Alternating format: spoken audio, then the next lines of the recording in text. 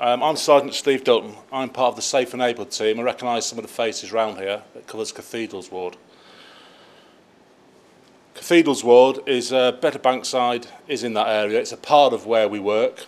If I can just briefly explain the area, we work from the Elephant and Castle, walking up to London Bridge on the left-hand side, right the way to the borders with Lambeth and up to the river. It's a very big area. There's a lot of diverse people. The top of the river, the north side to the bottom is totally two different areas to police. Why would a Safe and Neighbourhoods Team set up? One of the problems over recent years with the police is that it was felt by the Commissioner that we had pulled away from community policing. And that is what most people in their houses, businesses want to see. They want to know the face of who their police officers, who they're talking to. Which is why the previous Commissioner, Mr Stevens, and now Mr Blair, set up a Safe and Neighbourhoods Team in every ward within the Metropolitan Police District. My team consists of myself, 2 police officers and 3 police community support officers. One of the problems we've got at the moment is that we're based down at Walworth Police Station, which is not on our ward. And trying to get people to come down to visit us and speak to us from up here is quite difficult. Our Chief Inspector in charge of us, Mr Mark Antill, is working extremely hard to get us actually into the community in a base where people have got access to us. At the moment, we don't have a location, but we will be at some stage coming into the community. I think that will make a big difference to the way how we deliver our service.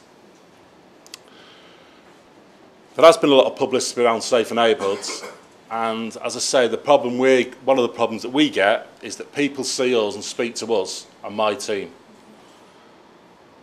As a result of this, when they want the police, they will contact us. And it's not unusual when we've been off to come in and find out on our answer machine that there's been a stabbing, someone's died. And we've tried to stress across to people the need that we are not the only police.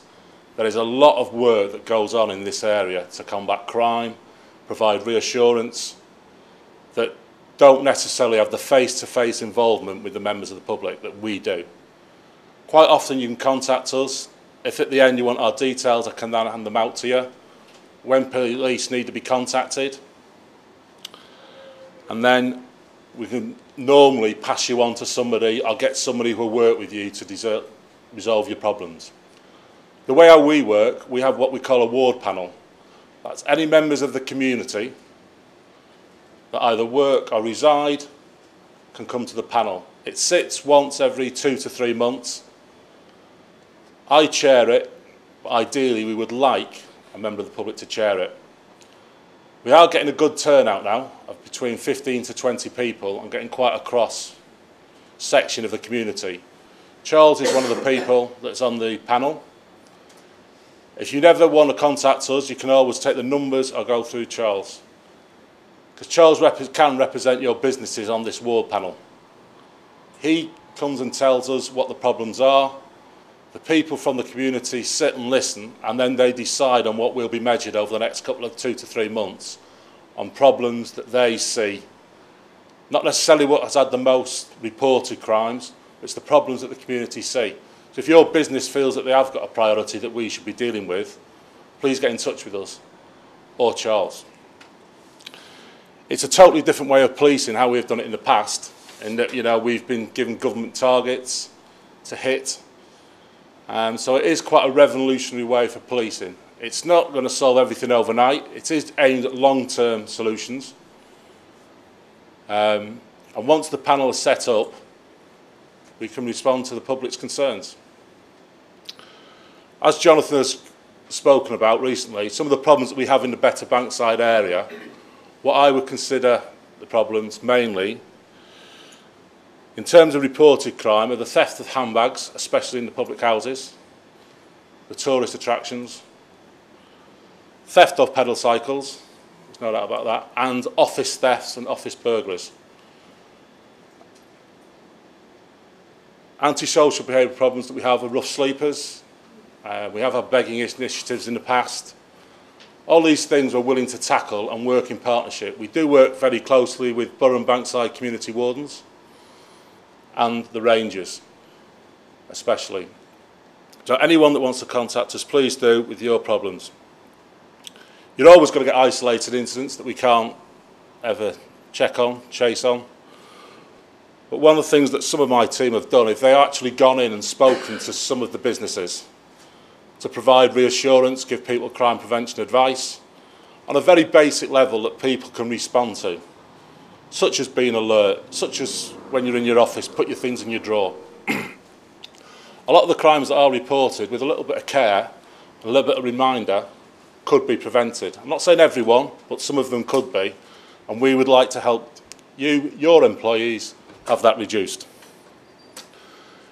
It's not a big thing that we can do, but in the past with some of the businesses, we've arranged for police officers in consultation with the security staff at the premises to actually try and get into the premises. I'm not talking about scaling walls, anything like that, just actually walking in and pointing out, and some of the premises that some of the teams have got into, you would be absolutely, I don't want to embarrass anybody, but it is something that could have been avoided by simple checks, talking to people at the front office. Obviously, one of the problems as well is tailgating, that a lot of people don't necessarily think about. How many times have you gone into an office and looked round, someone's walked through the door, and you just let them in?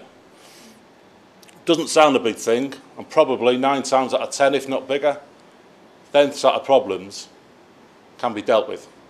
Just by reminding people, just by speaking to people, just having a quiet word in their ear. These are sort of the things that we like to get involved with, rather than having to report a crime. My team's very much aimed at long-term problems and trying to resolve them before they happen. So again, anyone that wants that advice, there's a crime prevention officer that we have, John Blewett. He's helped up at the Southwark Cathedral on the Meadowbankside area. He's done an awful lot of work around thefts from the public houses. Little gentle reminders, talking signs put in the toilets. It's things like that. Long term, sometimes there's a cost to them. We can try and address these things. But the main thing is for my team that I would like you to leave with is that we are there, we have got the contact details, we do want to help. You might think it's insignificant. Sometimes it could be one of the vagrants banging on the window, which doesn't sound an awful lot. But if you're a young person that's sat there and see them doing it, it can be aggravating. It can be frightening, it can be intimidating. And sometimes I know that people in offices think, oh, the police won't be bothered. But we are bothered, and we do want to help, because we do want to make it a securer area and help you.